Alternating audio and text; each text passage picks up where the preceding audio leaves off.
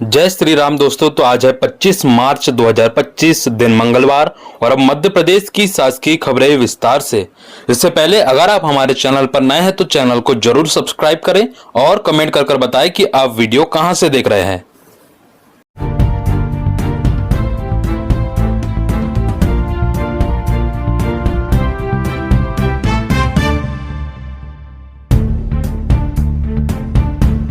31 मार्च तक जमा करानी होगी एनपीएस मिसिंग क्रेडिट। भोपाल जिला कोषालय के अंतर्गत वेतन आहरण करने वाले ऐसे कर्मचारी व अधिकारी जो अंशदायी पेंशन योजना एनपीएस का लाभ पाते हैं, उन्हें अपनी एनपीएस मिसिंग क्रेडिट राशि की जानकारी 31 मार्च तक जिला कोषालय में उपलब्ध करानी होगी। बता दें कि राज्य शासन के अधीन 1 जनवरी 2005 या उसके बाद नियुक्त किए गए शासकीय सेवकों पर अंशदायी पेंशन योजना लागू है। इस योजना के तहत शासकीय सेवकों के वेतन से 10% और शासकीय अंशदान के रूप में 10% की कटौती कर प्राण खाते में जमा की जाती है। वहीं 1 अप्रैल 2021 से यह राशि बढ़कर 14% हो गई है। ऐसे में जो कर्मचारी प्रतिनियुक्ति पर पदस्थ है और उनके अंशदान उनके प्राण में जमा नहीं हुए हैं, वे अपनी जानकारी लेकर जिला कोषालय में उपस्थित हो सकते हैं, क्योंकि ऐसे प्रकरणों में मिसिंग क्रेडिट की समस्या होती है। इसके समाधान के लिए संचालनालय कोष एवं लेखा द्वारा IFMIS में सुविधा विकसित की गई है, जिसके तहत वेतन देयक जिनसे शासकीय सेवकों का अंशदान काटा गया है, डीडीओ को कर्मचारी वार विवरण भरना होगा। इसके बाद शासकीय अंशदान और कर्मचारी अंशदान का दावा स्वतः जनरेट होगा। आहरण अधिकारी इसे कोषालय को भेजेगा और अंशदान जमा होगा। ऐसे शासकीय सेवक जो प्रतिनियुक्त पर पदस्थ है। संविदा कर्मचारियों को मिलेगा नेशनल पेंशन स्कीम का लाभ। प्रदेश के सरकारी विभागों में कार्यरत 2.25 लाख संविदा कर्मचारियों और अधिकारियों को राष्ट्रीय पेंशन योजना का लाभ दिया जाएगा।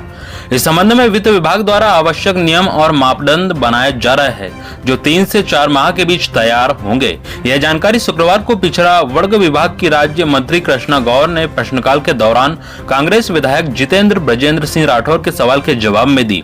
राज्य मंत्री ने बताया कि संविदा नीति के तहत प्रदेश के समस्त संविदा कर्मियों को रिटायरमेंट के उपरांत सामाजिक सुरक्षा की दृष्टि से राष्ट्रीय पेंशन और उपादान भुगतान की कार्यवाही की जाएगी। इसके तहत संविदा पर कार्यरत अधिकारियों, कर्मचारियों और उनके आश्रितों को नियमित शासकीय सेवकों की तरह जरूरी अंश राशि का भुगतान होगा। यह कार्यवाही 1972 के प्रावधानों के अनुसार होगी। राज्य मंत्री के जवाब आने से पहले विधायक नितेंद्र राठौड़ ने जानना चाहा था कि पूर्व सीएम शिवराज सिंह चौहान ने कहा था कि संविदा कर्मियों को नियमित कर्मचारी की तरह लाभ मिलेगा और रिटायरमेंट के बाद ग्रेजुइटी भी मिलेगी, इसलिए यह घोषणा कब पूरी होगी। अगले महीने आएगी पूर्ण तबादला नीति। प्रदेश सरकार करीब 3 साल बाद तबादलों से प्रतिबंध हटाने जा रही है। सरकार अगले महीने अप्रैल में पूर्ण तबादला नीति घोषित कर सकती है, जिसके तहत 15 अप्रैल से सभी तरह के अधिकारी एवं कर्मचारियों के तबादलों से रोक हट जाएगी, जिसके बाद 15 मई तक तबादले होंगे। हालांकि नीति लागू करते समय तबादला अवधि में परिवर्तन हो सकता है। खास बात यह है कि मुख्यमंत्री डॉक्टर मोहन यादव के कार्यकाल में पहली पूर्ण तबादला नीति होगी। अभी तक तबादले समन्वय से हो रहे हैं। प्रदेश में कई सालों से तबादलों से रोक नहीं हटने की वजह से कर्मचारी संगठनों के साथ साथ जनप्रतिनिधि भी मांग उठा रहे हैं। विधानसभा के बजट सत्र के बीच जनप्रतिनिधियों ने मुख्यमंत्री को तबादलों के संबंध में पत्र भी लिखे हैं। साथ ही कई विधायकों ने भी मुख्यमंत्री से इस संबंध में चर्चा की है। ऐसे में सरकार अगले महीने तबादला से प्रतिबंध हटाने पर विचार कर रही है। इसके लिए सामान्य प्रशासन विभाग को भी संकेत मिल चुके हैं। संभवतः अप्रैल के शुरुआत में तबादला नीति को कैबिनेट में लाया जा सकता है। विभागीय अधिकारी ने बताया कि तबादला नीति का प्रारूप तैयार है। निर्देश मिलते ही प्रक्रिया शुरू होगी। 1 अप्रैल से लागू होगी यूपीएस स्कीम। केंद्रीय कर्मचारियों के लिए 1 अप्रैल से नई स्कीम लागू होने वाली है। यह स्कीम यूनिफाइड पेंशन स्कीम है। केंद्र द्वारा सरकारी कर्मचारियों के लिए शुरू की गई एक नई पेंशन योजना है। पेंशन फंड रेगुलेटरी और विकास प्राधिकरण ने यूनिफाइड पेंशन स्कीम को अमल में लाने वाली अधिसूचना जारी कर दी है। PFRDE ने कहा है कि यूपीएस से संबंधित नियम 1 अप्रैल 2025 से लागू होंगे। बता दें, इस स्कीम के लागू होने से करीब 23 लाख केंद्रीय कर्मचारियों को लाभ पहुंचेगा। इस योजना के तहत रिटायरमेंट से पहले के 12 महीनों में मिले औसत मूल वेतन की 50% राशि को पेंशन के तौर पर देने का प्रावधान है। इनमें कम से कम 10 साल की सेवा वाले कर्मचारियों के लिए प्रति माह 10,000 की सुनिश्चित न्यूनतम पेंशन शामिल है। हालांकि ओपीएस के तहत कोई विशिष्ट न्यूनतम पेंशन राशि अनिवार्य नहीं थी। सेवानिवृत्त लोगों को आमतौर पर उनके अंतिम वेतन का 50% पेंशन के रूप में मिलता था। यह स्कीम नेशनल पेंशन सिस्टम के तहत एक विकल्प के रूप में उपलब्ध होगी, जिसमें कर्मचारी एनपीएस और यूपीएस में से एक को चुन सकते हैं। फैमिली पेंशन का लाभ। इसके अलावा फैमिली पेंशन के तहत केंद्रीय कर्मचारी की मृत्यु होने पर उसके परिवार को कर्मचारी की पेंशन का 60% मिलेगा। योजना में कर्मचारी अपनी बेसिक सैलरी का 10% योगदान देंगे, वहीं सरकार का योगदान 18.5% होगा। बता दें कि एनपीएस में सरकार 14% का योगदान देगी। यह योजना एनपीएस में शामिल केंद्रीय कर्मचारियों के लिए लागू है जो इसे चुनते हैं। पदोन्नति की मांग को लेकर कर्मचारी एकजुट। पिछले 8 वर्षों से लंबित पदोन्नति की मांग को लेकर तृतीय वर्ग कर्मचारी संघ द्वारा प्रदेश स्तर पर प्रत्येक जिलों में ज्ञापन दिए जा रहे हैं। इस तारतम्य में गुरुवार को जबलपुर में भी तृतीय वर्ग कर्मचारी संघ द्वारा मुख्यमंत्री के नाम, संभागायुक्त के नाम ज्ञापन सौंपा गया। तृतीय वर्ग कर्मचारी संघ प्रदेश अध्यक्ष अतुल मिश्रा, जिलाध्यक्ष नितिन अग्रवाल ने जारी बयान में बताया कि ज्ञापन के माध्यम से अवगत कराया गया कि जिस प्रकार प्रदेश स्तर पर विधि विधायी विभाग, नगरीय प्रशासन एवं अन्य विभागों में पदोन्नति समिति का गठन कर प्रत्येक विभाग में पदोन्नति से संबंधित आदेश जारी किए गए हैं, जिससे कर्मचारियों को पदोन्नत उपरांत आर्थिक लाभ मिल सके। इस अवसर पर कई कर्मचारी नेता उपस्थित रहे। 7 दिन छुट्टी पर रहेंगे 23,000 पंचायत सचिव। मध्य प्रदेश के करीब 23,000 पंचायत सचिव 7 दिन के सामूहिक अवकाश पर रहेंगे। वे 26 मार्च से 1 अप्रैल तक छुट्टी लेंगे। 3 से 4 महीने का वेतन नहीं मिलने के चलते वे नाराज हैं और अब सड़क पर उतरेंगे। मध्य प्रदेश पंचायत सचिव संगठन के अध्यक्ष दिनेश शर्मा ने बताया, 7 सूत्री मांगों को लेकर संगठन के 313 ब्लॉक और 32 जिला मुख्यालय के ब्लॉक जिला अध्यक्ष कलेक्टरों को ज्ञापन सौंपेंगे। इसमें बताया जाएगा कि 25 मार्च तक यदि मांगों का निराकरण नहीं हुआ तो 26 मार्च से वे सामूहिक अवकाश पर चले जाएंगे। अध्यक्ष शर्मा ने बताया, फिलहाल 7 दिन तक सामूहिक अवकाश पर रहने का निर्णय लिया है। इस अवधि में भी सरकार ने पंचायत सचिवों की मांगों पर ध्यान नहीं दिया तो हड़ताल को आगे बढ़ा देंगे। मांगे पूरी होने तक अनिश्चितकालीन हड़ताल करेंगे। 16,000 हटाए गए, 5,000 अभी भी अतिशेष शिक्षक इस सत्र में हटाए जाएंगे। शिक्षा विभाग में सालों पूर्व की व्यवस्थाओं का खामियाजा बच्चों को उठाना पड़ रहा है। पिछले सत्र 16,000 सरप्लस शिक्षक हटाने के बाद विभागों के सिर से यह बोझ कम नहीं हुआ है। अधिकारियों के अनुसार अभी बड़े पैमाने पर शिक्षक स्कूलों में ऐसे हैं जिनकी कोई जरूरत नहीं है, फिर भी इनका वेतन आहरण हो रहा है। लोक शिक्षक संचालनालय का कहना है कि प्रदेश में अभी 5,000 शिक्षक अतिशेष है। अनेक स्कूल ऐसे हैं जहां जरूरत न होने के बाद भी एक ही विषय के 2 शिक्षक जमे हुए हैं। सबसे अधिक सरप्लस की स्थिति शहरी क्षेत्रों में है। हर जिला मुख्यालय पर एक ही विषय के 2, यहाँ तक कि कुछ जगहों पर 3 शिक्षक पदस्थ कर दिए गए हैं। लोक शिक्षक संचालनालय का कहना है कि पोर्टल की रिपोर्ट के आधार पर पिछले सत्र में 16,000 शिक्षक हटा दिए गए हैं। अभी भी 5,000 शिक्षक अतिशेष है, जिन्हें हटाने की प्रक्रिया जुलाई के पहले ही पूर्ण की जाएगी। कर्मचारी को 15 साल बाद मिला न्याय।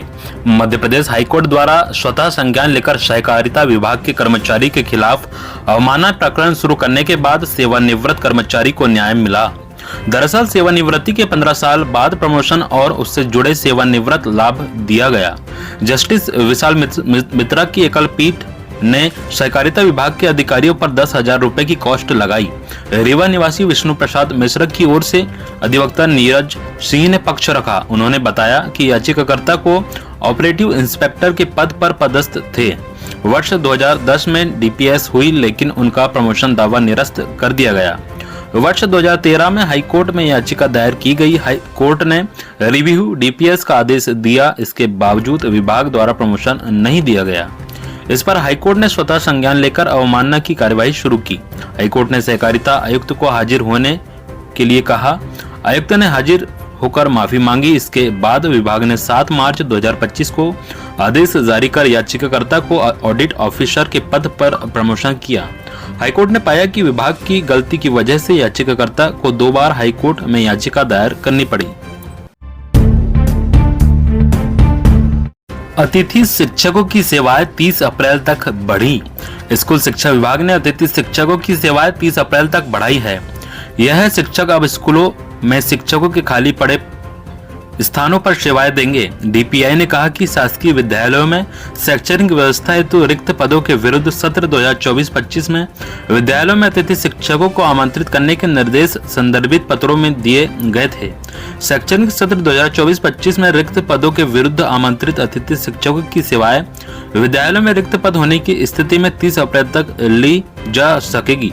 बता दें कि इससे पहले शैक्षणिक सत्र में 31 मार्च को ही अतिथि शिक्षकों की सेवाएं समाप्त हो जाती थी। रिटायर्ड कर्मी से 5,27,000 की कटौती गलत, सरकार वापस करे।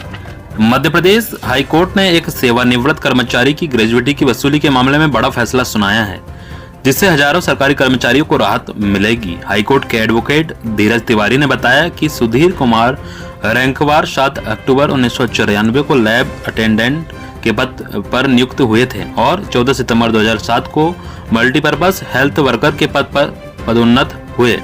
30 जून 2023 को सेवानिवृत्ति के बाद सरकार ने उनकी ग्रेजुएटी से 5,27,961 की कटौती कर दी।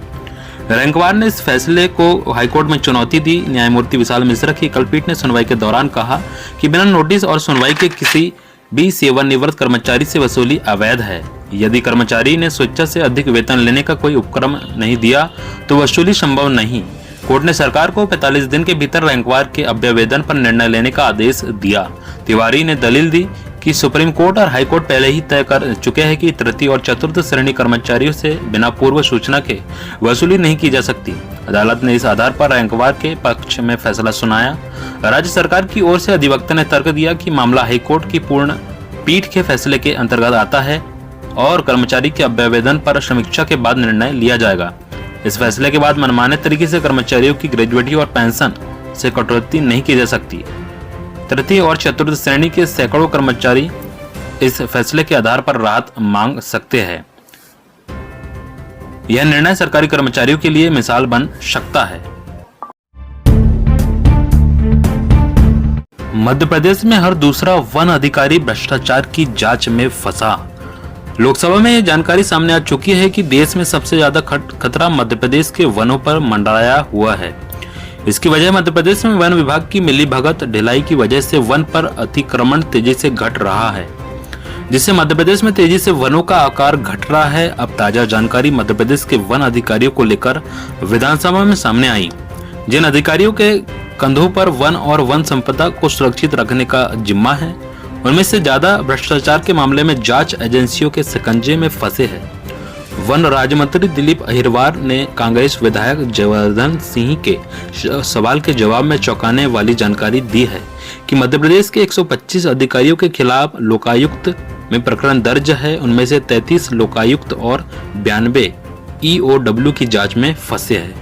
तो प्यारे दोस्तों, इस प्रकार की सभी महत्वपूर्ण जानकारी थी। दोस्तों, जानकारी अच्छी लगी हो तो वीडियो को जरूर लाइक कीजिए और अगर आप हमारे चैनल पर नए हैं तो चैनल को जरूर सब्सक्राइब करें, ताकि मध्य प्रदेश के सभी शासकीय कर्मचारियों, पेंशनर, संविदा, आउटसोर्स, दैनिक वेतनभोगी सभी कर्मचारियों के बारे में जानकारी आपको सबसे पहले मिलती रहे। और दोस्तों, इस वीडियो को अपने दोस्तों के साथ शेयर करें ताकि सभी दोस्तों तक ये जानकारी पहुंचे। और दोस्तों, कमेंट कर जरूर बताएं कि आप वीडियो कहाँ से देख रहे हैं और आप किस विभाग में कार्यरत है। धन्यवाद। जय श्री राम।